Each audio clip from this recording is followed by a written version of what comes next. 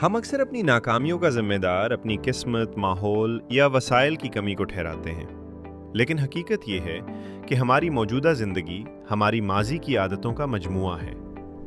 James clear की किताब atomic habits कोई रिवायती मोटिवेशनल किताब नहीं है, बल्कि ये इंसानी रवैयों और माइक्रो डिसीजंस की एक साइंसी तहकीक है।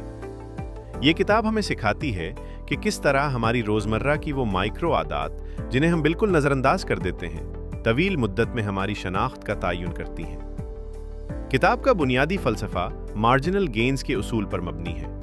अगर आप अपने काम, अपनी सेहत या अपनी सोच में रोज़ाना सिर्फ 1% बेहतरी लाते हैं, तो कंपाउंडिंग के कानून के तहत एक साल में आपके नताइज 37 गुना ज़्यादा बेहतर होंगे। मुसन्निफ यहाँ एक बहुत अहम नुक्ता उठाते हैं। You do not rise to the level of your goals, you fall to the level of your systems।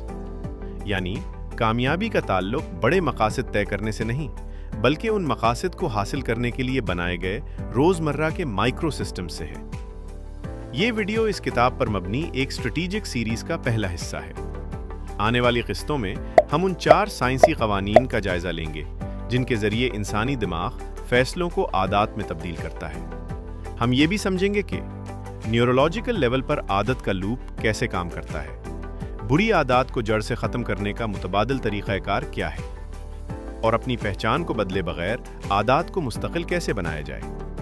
अगर आप सेल्फ हेल्प के रिवायती तरीक़ों से थक चुके हैं और अपनी ज़िंदगी में एक हकीकी स्ट्रक्चर्ड तब्दीली लाने के लिए तैयार हैं, तो ये सीरीज़ आपके लिए है। इस सीरीज़ का हिस्सा बनने के लिए इस चैनल को फॉलो करें और बेल नोटिफिकेशन ऑन करें।